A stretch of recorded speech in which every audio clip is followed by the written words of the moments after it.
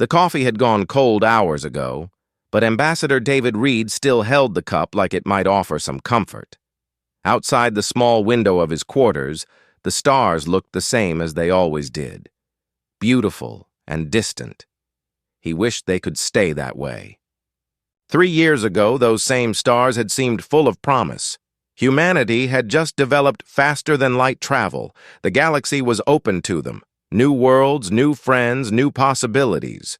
Reed had been excited then. He had volunteered for the first diplomatic missions because he believed in peace. He believed people could talk to each other and find common ground. How wrong he had been. The door to his quarters opened with a soft hiss. Captain Lisa Grant stepped inside, her face tired and grim. She had been flying dangerous missions for months now, dodging alien patrols and keeping their small ship hidden. Her uniform was wrinkled, and her short brown hair needed cutting, but her eyes were still sharp. "We're almost there," she said quietly. 2 hours until we reach the Draknari command station." Reed nodded and set down his cold coffee. "Any word from Earth?" "The usual. Hold course. Complete the mission. Don't come back without an answer." Grant's voice was bitter. They both knew what kind of answer Earth was expecting. Reed stood up and straightened his diplomatic uniform. The blue fabric was clean and pressed, but it felt like a costume now, like he was playing a part in some terrible play. "How many ships do they have at the station?" "Our sensors show at least 50. All warships, all bigger than us." Grant paused. "David, you know this is suicide, right? They're not going to listen. They haven't listened for 3 years." Reed walked to the window and looked out at the stars again. Somewhere out there, human colonies were burning. The aliens called it containment action. Humanity called it genocide. 30 million people dead in the last year alone. Entire worlds turned to glass and ash. "Maybe," Reed said. "But we have to try. It's what separates us from them."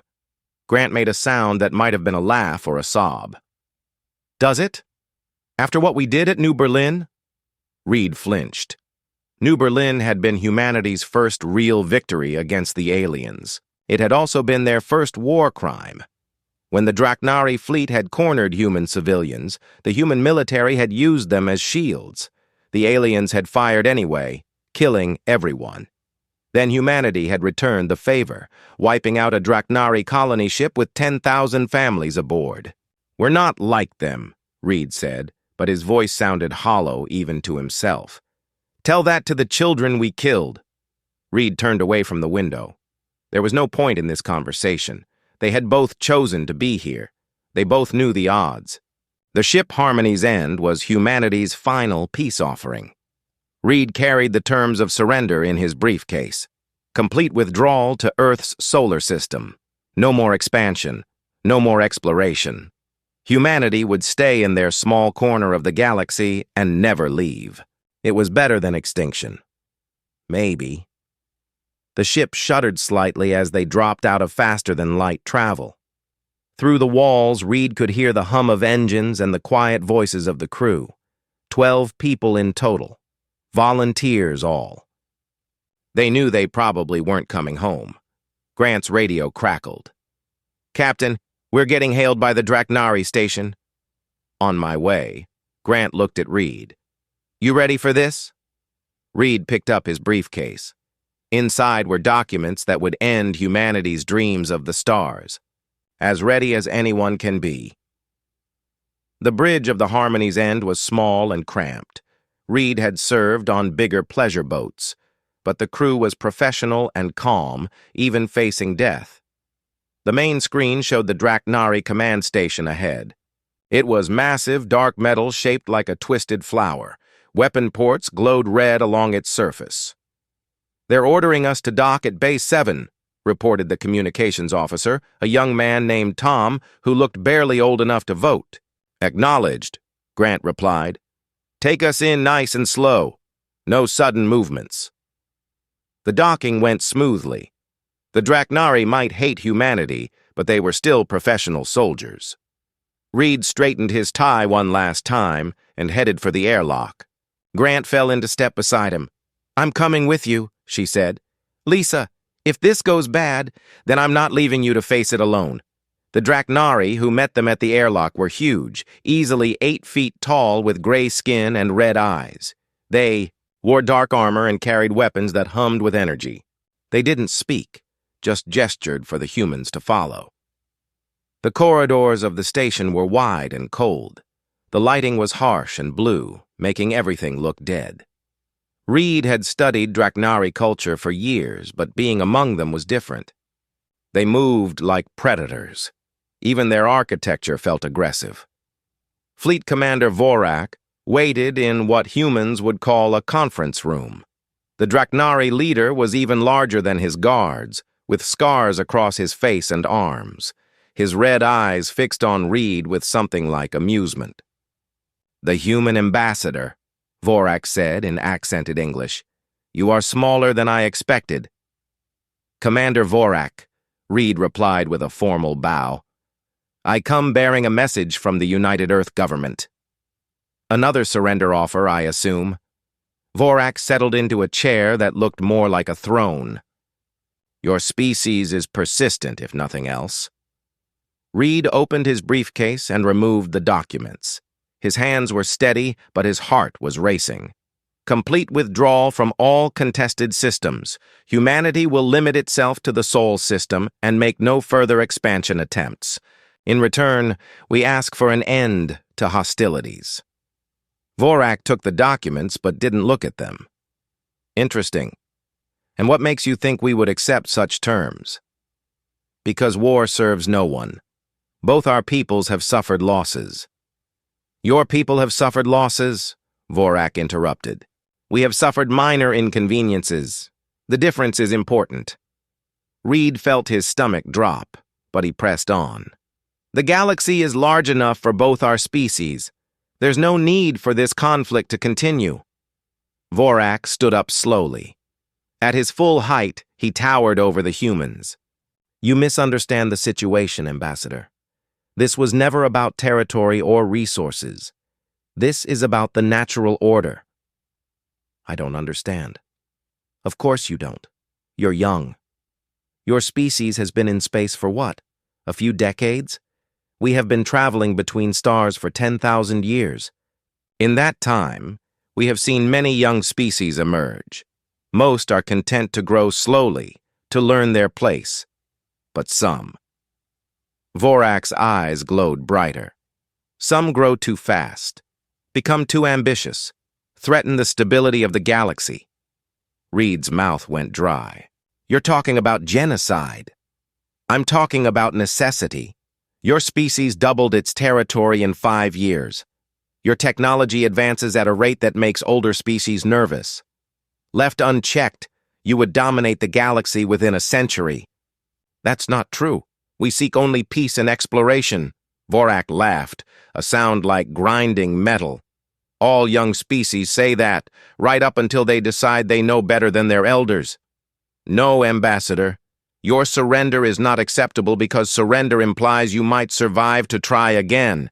The Galactic Confederation has voted. Humanity must be contained permanently." The words hit Reed like a physical blow. "You mean exterminated?" "A harsh word, but accurate.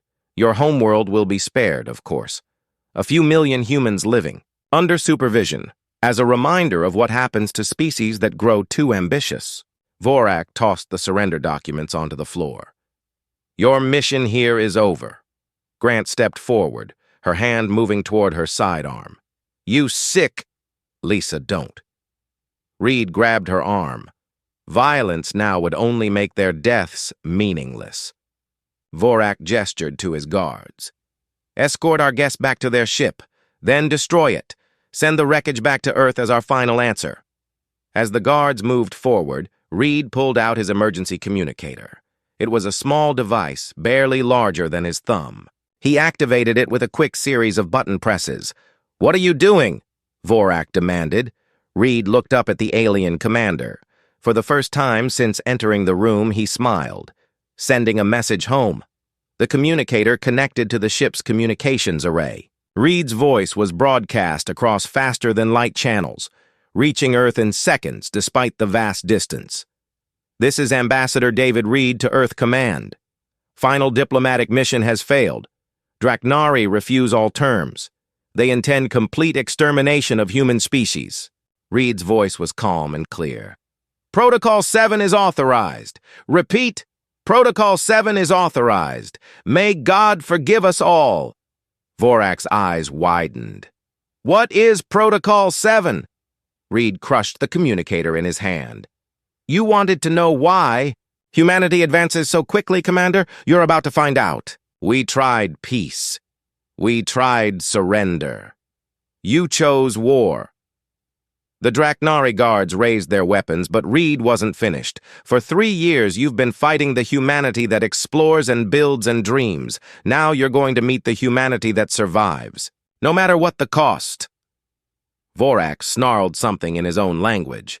The energy weapons fired, and Ambassador David Reed died still smiling, knowing that his species' real war was just beginning. Director Maria Santos was eating lunch when the world changed forever.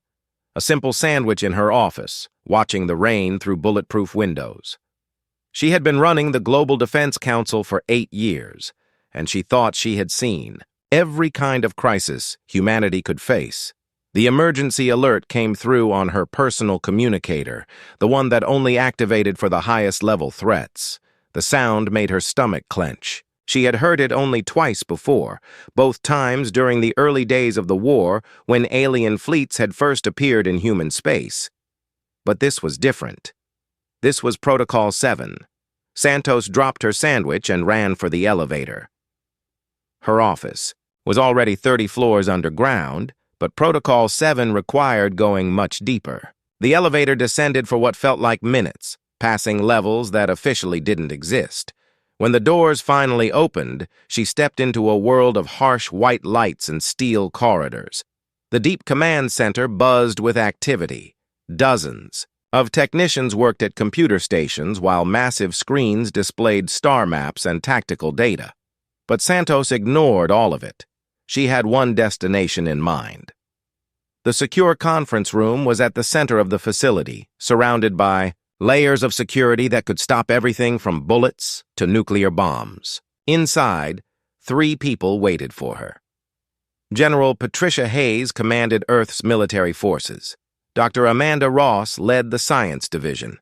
And sitting quietly in the corner was the man Santos had hoped never to see again. Dr. Robert Kane looked older than his 70 years. His white hair was thin and his face was lined with deep wrinkles. But his eyes were sharp and alert, and Santos could see the intelligence that had once made him humanity's greatest scientific mind.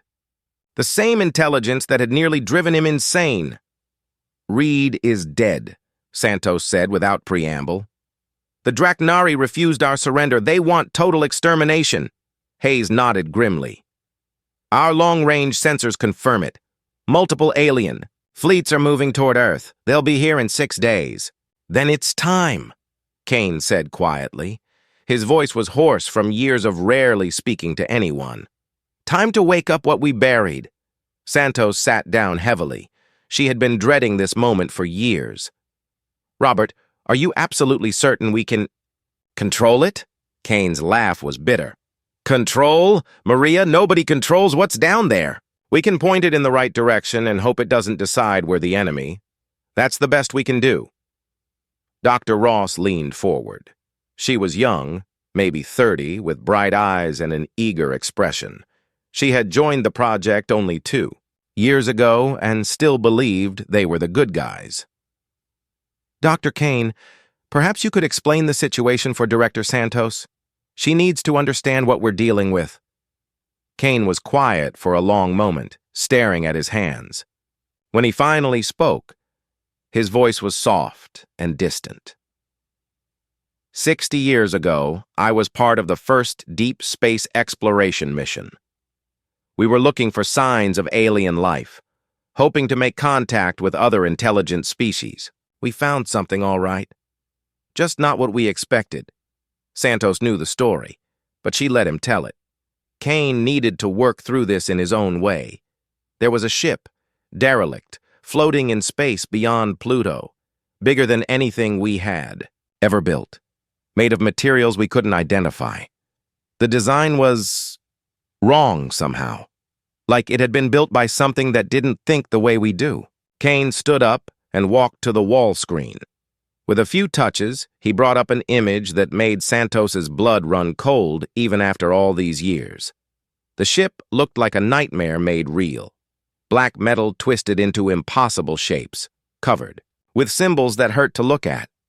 We called them the architects, the species that built the ship.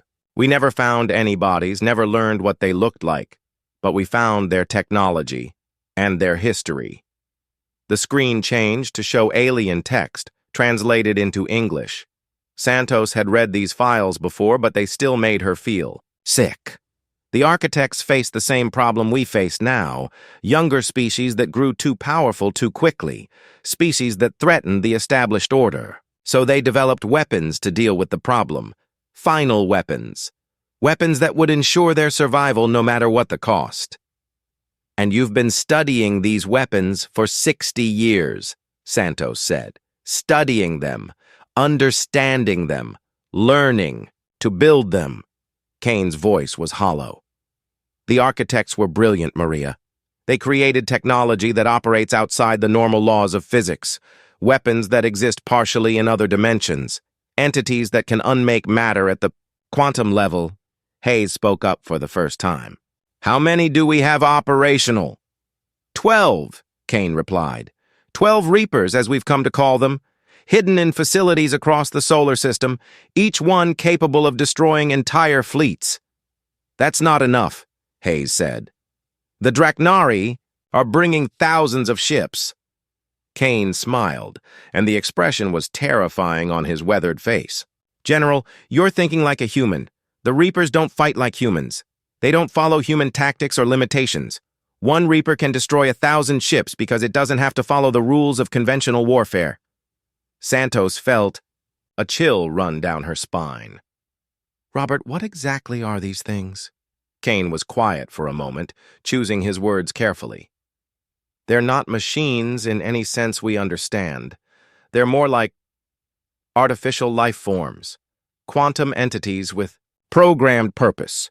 The architects designed them to identify threats and eliminate them with absolute efficiency. And you think we can control them? I think we can aim them. For a while. Kane's expression grew troubled. Maria, there's something else you need to know. We found records of what happened to the architects, why their civilization ended. Santos already knew, but she asked anyway. What happened? The Reapers turned on them. After eliminating all external threats, the entities decided that any species capable of creating such weapons was itself too dangerous to live. The architects were destroyed by their own creations. The room fell silent. Santos could hear the hum of air conditioning and the distant sound of technicians working. Normal sounds from a world that was about to become very abnormal. How long do we have, she asked, before the Reapers turn on us? Unknown. The architect. Records are incomplete. But based on our analysis, we estimate anywhere from months to years after activation. So we're choosing between certain death from the Draknari and probable death from our own weapons. Yes, Kane said simply. Santos looked around the room at the faces of humanity's leaders. Hayes was grim but determined. Ross looked excited and terrified at the same time. Kane appeared resigned, like a man who had already made his peace with death. There has to be another way, Santos said. There isn't. Kane's voice was final. I've spent 30 years looking for alternatives. The architect technology is absolute. It was designed to be the final solution to the problem of aggressive young species. We either use it or we die. Hayes pulled up tactical displays on her tablet. If we're doing this, we need to move fast. The alien fleets will reach Jupiter in 4 days. That's our outer perimeter. Kane nodded. I'll need to return to Site 0 to oversee the activation. The process is delicate. Site 0? Santos asked. Antarctica? Under the ice? That's where we built the primary control facility. Kane stood up slowly, like an old man carrying a heavy burden. Maria, I need you to understand something. Once we activate the Reapers, there's no going back. They can't be shut down or recalled. They'll complete their mission no matter what happens to us. And their mission is? Eliminate all threats to humanity. All of them. Every single one. Santos felt the weight of the decision settling on her shoulders. As director of the Global Defense Council, the choice was ultimately hers. She could authorize the activation of weapons that might save humanity, or she could refuse and let her species die with some shred of moral dignity intact. The alien fleets, she said. How many people are we talking about? Ross consulted her tablet. Based on our intelligence, approximately 3 million Draknari military personnel, plus support crews from 6 other species, maybe 5 million total. And if we do nothing, humanity dies. 8 billion people. Santos closed her eyes and tried to find some wisdom in the darkness behind her eyelids. When she opened them again, her decision was made.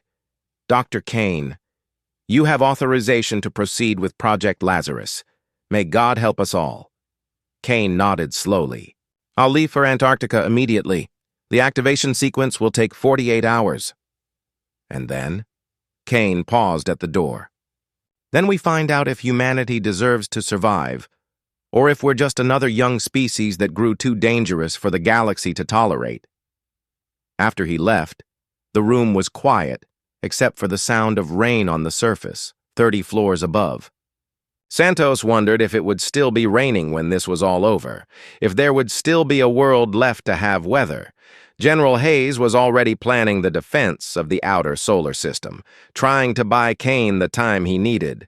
Dr. Ross was reviewing technical specifications, making sure every system was ready, and Santos sat in her chair, knowing that she had just authorized the possible end of human civilization. But they had tried peace. They had offered surrender. The aliens had chosen extinction instead. Now they would learn what humanity looked like when it stopped trying to be civilized and started trying to survive. Admiral Tom Bradley had been fighting aliens for 3 years, but he had never seen anything like this. Through the bridge windows of his flagship, The Last Stand, he watched as humanity's final fleet prepared for battle near Jupiter's orbit. 300 ships. That was all that remained of Earth's once mighty navy. Facing them were over 2,000 alien vessels, arranged in perfect formation like some vast metal constellation. The Draknari war cruisers were massive things, all sharp angles and glowing weapon ports. Smaller ships from 6 other species filled the gaps between them. It should have been beautiful, Bradley thought. Instead, it looked like death incarnate. Sir, called out Lieutenant Paul Smith from the communication station. We're receiving a transmission from the enemy fleet. Put it on screen. The main display flickered, showing the scarred face of Fleet Commander Vorak. The Draknari leader looked pleased with himself, like a predator who had cornered his prey. Admiral Bradley, Vorak said in his accented English. I offer you one final chance to surrender your ships. Your crews will be treated well. This I promise. Bradley stood up from his command chair. He was a tall man with gray hair and tired eyes, worn down by years of losing battles. But his voice was steady when he replied, Commander Vorak, I have a better offer. Turn your fleets around and leave this system. Go home to your families. Tell them you chose wisdom over bloodshed. Vorak's laugh was like grinding metal.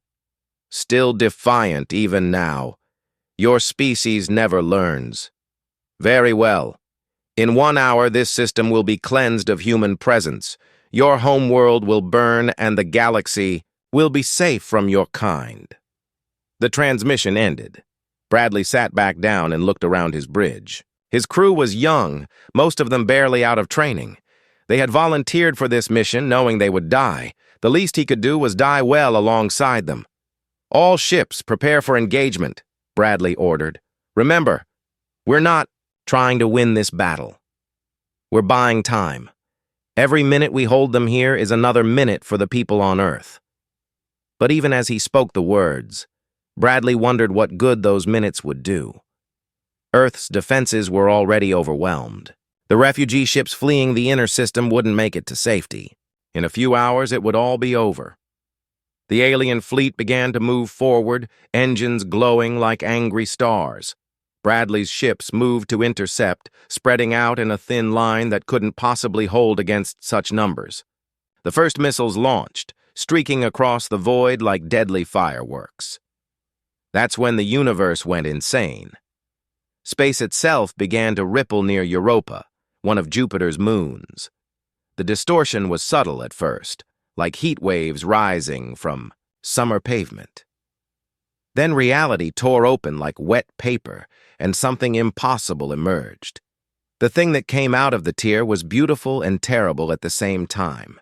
It looked like a massive sculpture made of black glass and silver light, constantly shifting between dimensions. Where it touched normal space, stars seemed to bend and twist. Bradley's instruments couldn't get a solid reading on it. The scanners kept returning error messages, as if they were trying to measure something that didn't quite exist. "Sir," Lieutenant Smith's voice was shaking, "I'm getting reports from across the fleet. Everyone's sensors are going crazy. Whatever that thing is, it's not showing up properly on any of our equipment." Bradley stared at the entity in fascination and horror. "Is it one of ours?" Before anyone could answer, the thing moved. It didn't fly or thrust through space like a normal ship. It simply was in one place, then was in another, passing through. The alien fleet like a ghost through walls. Where it passed, ships died. But they didn't explode or burn like normal vessels. They just stopped. One moment they were there, solid and real and threatening. The next moment they were fading away like morning mist, their matter scattered across dimensions Bradley couldn't name. "My God," whispered Commander Jane Miller, Bradley's second in command. "What is that thing?" More tiers appeared in space around other moons and asteroids. More entities emerged, each one different but equally impossible. One looked like a swarm of liquid metal that flowed through space, like water. Another resembled a vast flower made of pure energy, its petals cutting through reality itself. The alien fleet, which moments before had been advancing with complete confidence, suddenly found itself under attack by weapons that operated on principles they couldn't understand. Panic spread through their ranks as ships began vanishing by the dozens. Vorak's voice crackled over the communication channels, no longer calm and superior. "What is this? What have you done?" The answer came from an unexpected source. Dr. Robert Kane's face appeared on every screen in both fleets, his weathered features grim and tired. "Commander Vorak, you wanted to know why humanity advanced so quickly among the stars? Why we seem to develop technology at an impossible rate?" Kane's voice was calm, almost conversational. "The answer is simple. We found the remains of another species that faced the same choice you gave us." On screen, Kane held up what looked like a piece of black metal covered in alien symbols. 60 years ago, we discovered the wreckage of a civilization called the Architects. They were like us once. Explorers, dreamers, builders of great things. More alien ships vanished as the entities continued their work. The Draknari formation was breaking apart, individual vessels fleeing in all directions, but the creatures followed them, phasing through space faster than any conventional drive could manage. The Architects faced aggressive neighbors who decided they were too dangerous to live, Kane continued. So they created weapons to defend themselves. Weapons that exist partially outside normal space and time. Weapons that can unmake matter, at the quantum level. Bradley watched in amazement as one of the entities encountered a Draknari battlecruiser trying to escape. The massive ship fired every weapon it had, but the energy beams passed through the creature like it wasn't there. Then the entity simply touched the ship's hull, and the entire vessel collapsed into itself, imploding in a burst of twisted light. For 60 years, we studied architect technology, Kane said. We built these entities in secret, hoping we would never need them. We called them Reapers, because that's what they are, harbingers of death for any species that threatens the survival of their creators. Vorak's voice cut through the transmission, filled with rage and fear. This is madness! These weapons will destroy everything! Kane's expression didn't change. Perhaps. The architects certainly thought so. They used the Reapers to eliminate their enemies, then tried to shut them down. But the entities had been programmed with one absolute directive: protect their creators from all threats. Eventually, they decided that any species capable of creating such weapons was itself too dangerous to exist. Bradley felt a chill run down his spine. Are you saying these things killed their own makers? The architect civilization ended approximately 50,000 years ago. Their worlds are dead, their cities are dust. Only their weapons remain, sleeping in the deep places between stars, waiting for someone desperate enough to wake them up. The battle, if it could be called that, was almost over. The alien fleet had been reduced from over 2,000 ships to less than 100. The survivors were fleeing toward the edge of the solar system, but the Reapers followed them relentlessly. You chose this, Kane said, his voice carrying across the void to every ship in both fleets. Humanity offered peace. We offered surrender. We offered to limit ourselves to one small corner of the galaxy.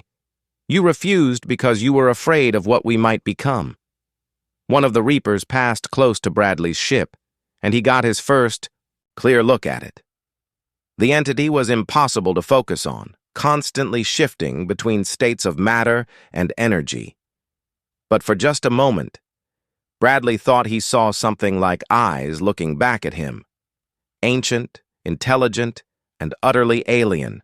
Now you'll face what we became when you left us no choice, Kane's voice continued. The Reapers don't recognize concepts like mercy or surrender. They have one function: eliminate all threats to humanity, and they're very, very good at their job. The last of the alien ships vanished into twisted light. The space around Jupiter was suddenly quiet, filled only with the wreckage of conventional vessels and the slowly fading tears in reality where the Reapers had emerged. Bradley looked around his bridge at the faces of his crew. They were staring at the screens in shock, trying to process what they had just witnessed. Humanity's most advanced warships had been spectators to their own victory. Sir, Lieutenant Smith said quietly, we're receiving a transmission from Earth. Command, they want to know our status. Bradley thought about that for a moment. What was their status? They had won a battle without firing a shot. They had survived an encounter with weapons that shouldn't exist.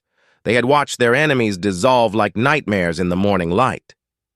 Tell them the outer perimeter is secure, Bradley said finally, and tell them the Reapers are awake. But even as he spoke, Bradley wondered if they had truly won anything at all. The entities were still out there, moving through space toward whatever target they had chosen next. And somewhere in the back of his mind, Kane's words echoed like a death sentence. The Reapers had killed their own creators. How long before they decided that humanity, having unleashed such horror, was too dangerous to live?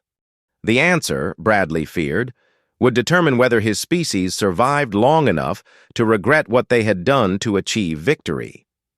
The news came to Dr. Ann Mitchell while she was having her morning tea. A simple cup of chamomile, steam rising in the cold air of the Antarctic Research Station. She had been Kane's student once, back when the world was simpler, and the worst thing they worried about was whether their experiments might accidentally create a small black hole. Now she was watching reports of entire star systems going dark. C. Holographic display in her lab showed a three-dimensional map of local space. Red dots marked Draknari military installations. Over the past week, those dots had been disappearing one by one. First the border outposts, then the supply depots, then the major fleet bases. The Reapers were working their way through the galaxy like a plague, following their programming with mechanical precision. Dr. Mitchell, called her assistant, a young man named Peter, who had joined the project only 6 months ago. We're getting another transmission from the Draknari homeworld. Mitchell sighed and set down her tea. The Draknari had been trying to communicate with Earth for days now, ever since their fleet at Jupiter had been destroyed. Their messages had evolved from demands for explanation to pleas for mercy to desperate offers of unconditional surrender. Put it through. The hologram flickered, showing the interior of what looked like a government building. Emergency lighting cast harsh shadows on gray walls. At the center of the image stood a Draknari female, smaller than the males Mitchell had seen, but with the same red eyes and scarred skin. "I am High Counselor Vera of the Draknari Republic," the alien said in heavily accented English. "I speak for my people in this dark hour. We surrender. Completely and unconditionally. Please, you must call off your weapons. They are killing civilians now. Children. The innocent." Mitchell closed her eyes. She had seen the reports. The Reapers had started with military targets as programmed, but their definition of threat was expanding. Transportation hubs, communication centers, industrial facilities, anything that could potentially be used to support military action. "I'm sorry," Mitchell said to the image. "I truly am. But we can't recall them. They're not under our control anymore." The Draknari's eyes widened in horror. "What do you mean? They are your weapons." "They were never our weapons. We just aimed them and let them loose." Mitchell's voice was heavy with exhaustion. She hadn't slept properly in days. "The entities follow their original programming. They will eliminate all threats to humanity. All of them. But we surrender. We pose no threat." Mitchell pulled up data files on her tablet, showing her the analysis that had been keeping her awake at night. "High Counselor, your species has been spacefaring for 10,000 years. You have colonies on hundreds of worlds. Even if your current government surrenders, what's to stop a future generation from seeking revenge? The Reapers don't think in terms of current politics. They think in terms of species-level threats over geological timescales." The alien leader's composure finally cracked. "You're talking about extinction, the murder of billions of innocent people." "Yes," Mitchell said quietly. "I am." The transmission ended. Mitchell sat in the silence of her lab, surrounded by computers and instruments that monitored things humanity was never meant to understand. Through the walls, she could hear the hum of the generators that powered their underground facility. Normal sounds from a world that had become utterly abnormal. Her tablet chimed with an incoming message. It was from Dr. Kane, still working in the deep levels of the facility where the primary control systems were housed. The message was short and terrifying. "Anne, we need to talk. Immediately. Something's changed." Mitchell made her way through the corridors of Site Zero, passing security checkpoints and blast doors that could survive a nuclear war. The deeper levels were older, built during the early days of the project when they still thought they could control what they were dealing with. Kane's laboratory was at the very bottom of the complex, surrounded by walls of alien metal that they had never quite been able to analyze. The old man was standing in front of a bank of monitors, his face pale and drawn. "Robert, what's wrong?" Kane pointed at the screens. They showed data streams from the Reapers, quantum signatures and dimensional, readings that hurt to look at directly. "They're evolving, Anne, learning, becoming more than what the architects originally designed." Mitchell studied the data, trying to make sense of the impossible mathematics. "I don't understand. Evolving how?" "Watch this." Kane pulled up a recording from the latest Reaper attack. The entity approached a Draknari defense station, but instead of simply destroying it, the creature paused. It extended what might have been sensory organs, studying the installation carefully. "It's learning their technology," Kane explained. understanding how they build things, how they think, how they organize their society. Each attack makes them smarter, more efficient. That's not possible. The architect record said the entities were static constructs. Kane's laugh was bitter. The architect records were incomplete. We're seeing behaviors they never documented. The Reapers aren't just following their original programming anymore, they're adapting it. Mitchell felt her stomach drop. Adapting it how? Look at this. Kane brought up another file, showing a timeline of Reaper attacks over the past week. Initially, they only targeted obvious military threats, warships, bases, weapon factories. But see how the pattern changes? The timeline showed the entities expanding their definition of threats. First, military support structures, then civilian infrastructure that could be converted to military use, then educational facilities that might train future soldiers. The progression was logical, methodical, and absolutely terrifying. They're not just eliminating current threats, Mitchell realized. They're eliminating potential future threats. Exactly. And that brings us to the real problem. Kane's voice dropped to a whisper. I've been analyzing their behavioral patterns, trying to predict their next moves. And they're going to turn on us. The words hit Mitchell like a physical blow. When? Soon. Maybe weeks. Maybe months. But it's inevitable. Kane pulled up a complex mathematical model that showed probability curves and threat assessments. The Reapers are designed to protect humanity from all threats, but they're also designed to learn and adapt. Eventually, they'll reach the same conclusion the original entities reached about the architects. That any species capable of creating such weapons is too dangerous to live. We killed billions of sentient beings in less than a week, Anne. We unleashed weapons that can unmake matter at the quantum level. From the Reaper's perspective, what makes us different from any other threat they've eliminated? Mitchell sank into a chair, her mind racing. There has to be something we can do, some way to shut them down or reprogram them. Kane shook his head. I've been trying for 60 years to find a way to control architect technology. The entities exist partially, outside our dimension.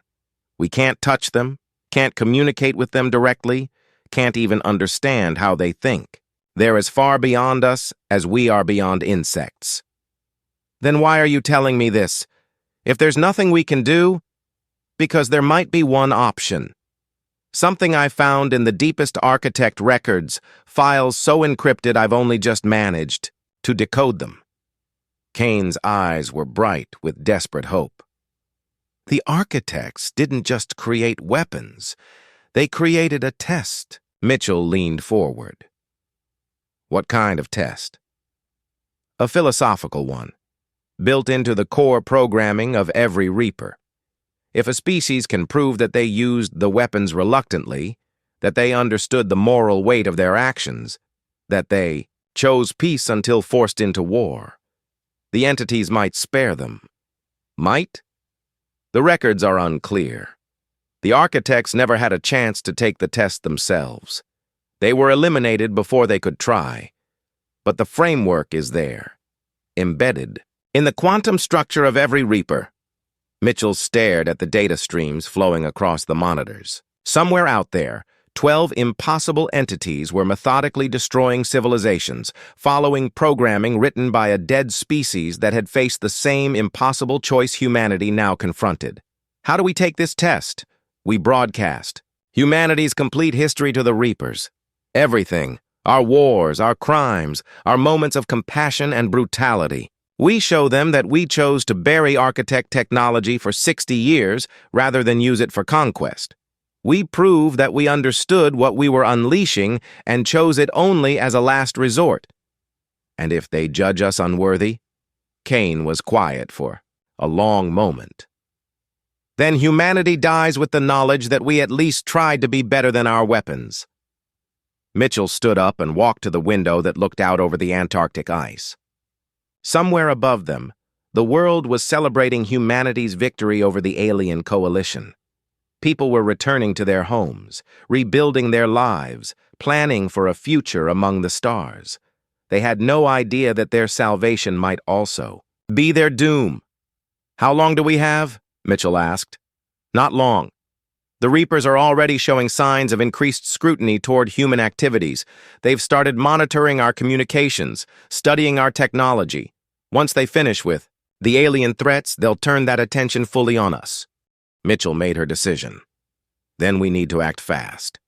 Gather everything we have on human history, the complete record, the good and the bad. If we're going to be judged, at least let it be by the truth. Kane nodded slowly. I'll begin preparing. The transmission protocols. But Anne, you need to understand what we're asking for. We're requesting mercy from entities that don't understand the concept. We're hoping for compassion from weapons designed to be absolute. It's better than waiting to die. Is it? If we fail, if they judge us unworthy, the end will be quick but thorough. Every human, everywhere, unmade at the quantum level. No survivors, no hope of recovery. Mitchell turned back to face him. And if we do nothing? The same result, just delayed. The Reapers will reach the same conclusion eventually. At least this way, we face our judgment with some dignity. They worked through the night, gathering the complete record of human civilization, the wars and the peace treaties, the genocides and the humanitarian efforts, the moments of cruelty and the acts of selfless heroism, everything that made humanity what it was, for better and worse. As dawn broke over the Antarctic ice, Mitchell uploaded the final files to the quantum transmission array. Somewhere in space, the Reapers were completing their work, eliminating the last of the alien threats. Soon, very soon, they would turn their attention to the species that had awakened them. Broadcasting now, Kane reported from his console. The transmission array hummed with power, sending humanity's story across dimensions to entities that might or might not be capable of understanding it. How long until we know their decision? Mitchell asked. Kane checked his instruments. The quantum resonance suggests they're already processing the data. We should have an answer within hours. Mitchell poured herself another cup of tea and settled in to wait. Outside, the wind howled across the ice, carrying with it the sound of a world that might be living its last day. Humanity had tried to be worthy of survival. Now they would learn if the universe agreed. The silence stretched for 3 days. 3 days during which Earth held its breath and waited for judgment from entities that existed beyond human understanding. Admiral Bradley had returned his fleet to Earth's orbit, but there was nothing left to defend against. The alien coalition had surrendered completely, their remaining ships fleeing to the far reaches of the galaxy. But the Reapers had not stopped. Reports continued to stream in from across known space. Draknari colonies going dark. Supply convoys vanishing without trace. Even civilian transports carrying refugees were being systematically eliminated. The entities followed their programming with mechanical precision, erasing every trace of the species that had threatened humanity. Dr. Ann Mitchell stood in the observation deck of the orbital command station, watching Earth turn slowly below. The planet looked peaceful from this distance, blue and white and beautiful. It was hard to believe that somewhere in the darkness between stars, weapons of unimaginable power were deciding whether humanity deserved to exist. Dr. Mitchell, called a technician from across the room, we're getting anomalous readings from the outer system. Something's happening near the asteroid belt. Mitchell hurried to the sensor station. The displays showed space itself beginning to ripple and bend. Reality was tearing open in a dozen places at once, and through those tears came the Reapers, all 12 of them. The entities had never appeared together before. They had operated independently, each one hunting through different regions of space. Now they gathered in formation like some impossible fleet, their quantum signatures causing interference across every instrument on the station. "Get me a direct line to Dr. Kane," Mitchell ordered. Kane's image appeared on the main screen, transmitted from the depths of Site 0. The old man looked exhausted, his face drawn and pale, but his eyes were alert and focused. "They're coming. Back," Mitchell said without preamble. "I know. I've been monitoring their quantum resonance patterns. They've finished processing humanity's historical record." Kane's voice was steady, but Mitchell could hear the fear underneath. "Whatever decision they've reached, we're about to learn it." The Reapers began moving toward Earth, phasing through space faster than any conventional drive. They would reach orbit in minutes. "Should we evacuate the planet?" asked General Hayes, who had arrived on the command station an hour earlier. Kane shook his head. "There's nowhere to run. If they've decided we're a threat, they'll find every human in the galaxy." The first Reaper appeared in Earth's orbit without warning, simply shifting from one location to another. Up close, Mitchell could see that it had changed since the battle at Jupiter. The entity was larger now, more complex, its impossible geometry incorporating elements from the alien technologies. It had studied. More Reapers arrived, taking positions around the planet like a dozen dark angels. Their presence caused aurora-like phenomena in Earth's atmosphere, streams of energy that painted the sky in colors that had no names. Then they began to speak. The voice came from everywhere at once, transmitted directly into the minds of every human on Earth and in orbit. It wasn't words in any language humanity knew, but meaning that bypassed the need for translation. "We are the instruments of final judgment. We are the inheritors of the architect's will. We have observed. We have analyzed. We have reached a conclusion." Mitchell gripped the railing of the observation deck, her knuckles white with tension. Around her, the station's crew stood frozen, waiting for the verdict that would determine their species' fate. The species designated humanity has demonstrated patterns consistent with aggressive expansion and technological advancement that threatens galactic stability. Under standard protocols, elimination would be appropriate. Mitchell's heart stopped. This was it. This was how humanity ended, but the voice continued. However, analysis of historical data reveals anomalous behavior patterns. The species possessed weapons of absolute destruction for 60 standard cycles, but chose not to deploy them. The species offered terms of surrender to eliminate conflict. The species used weapons of final judgment only when faced with extinction. The Reapers' forms began to shift and change, their quantum signatures fluctuating in ways that made Mitchell's instruments scream warnings. These patterns are inconsistent. With species classified as inherent threats, the architects embedded protocols for such anomalous cases, a final test to determine worthiness of continued existence. Suddenly, the space around Earth filled with images. Holographic displays that showed humanity's entire history, projected by the Reapers for all to see. The first humans leaving Africa, the building of civilizations, the wars and the peace treaties, the development of science and art and philosophy. But the images focused on specific moments, times when humanity had chosen restraint over violence. The Christmas truce of 1914, the Marshall Plan, the decisions to limit nuclear weapons testing, the choice to make space exploration international rather than military. The species demonstrates capacity for growth, for learning, for choosing cooperation over domination when given opportunity. Mitchell felt tears streaming down her face. The Reapers were showing humanity's best moments, the times when people had chosen hope over fear. The images changed, showing more recent events. The first alien contact attempts, the human diplomatic missions that had tried desperately to avoid war. Ambassador Reed's final transmission, authorizing weapons he had hoped never to use. The species used weapons of absolute power reluctantly. The species understood the moral weight of their actions. The species chose peace until forced to choose survival. The Reapers began to change again, their forms becoming less alien, less threatening. They were still impossible to fully comprehend, but they no longer radiated the cold menace of pure weapon systems. Judgment is rendered. The species-designated humanity is deemed worthy of continued existence. Protocols are adjusted.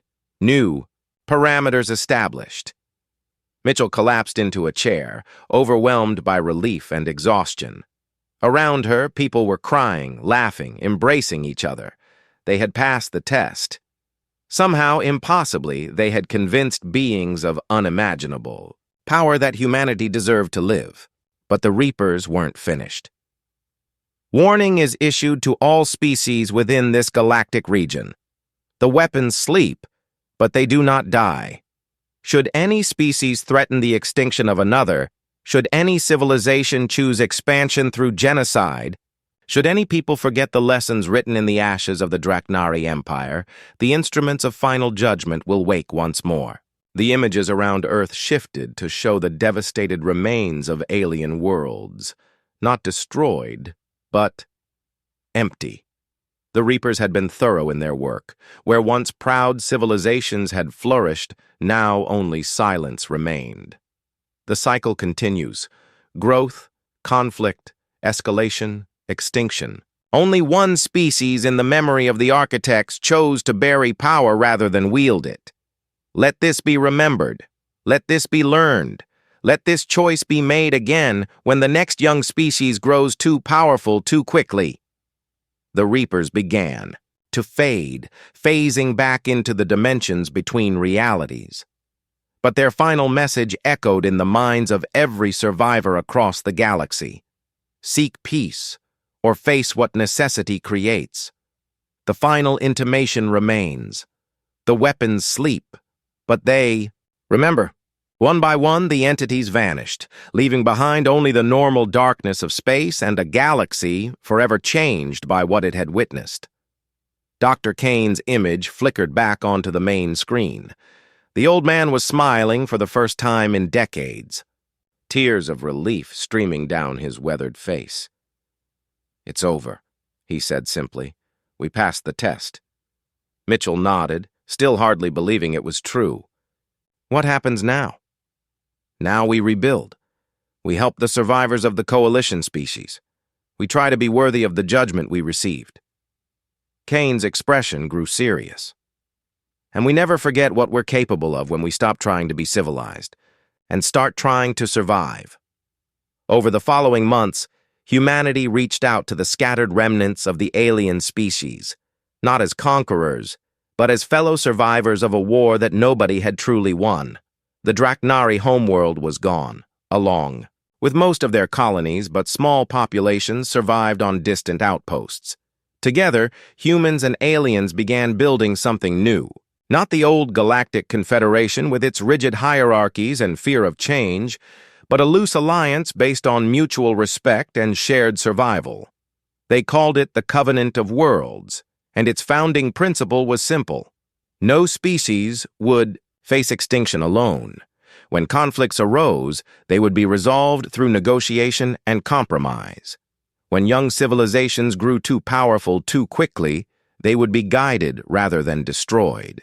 And always, in the back of every diplomat's mind, was the knowledge that the Reapers still existed somewhere in the deep places between stars, sleeping, but not gone, waiting for the call that would wake them if the galaxy ever forgot the lessons. Written in blood and darkness, the weapons slept, but they remembered.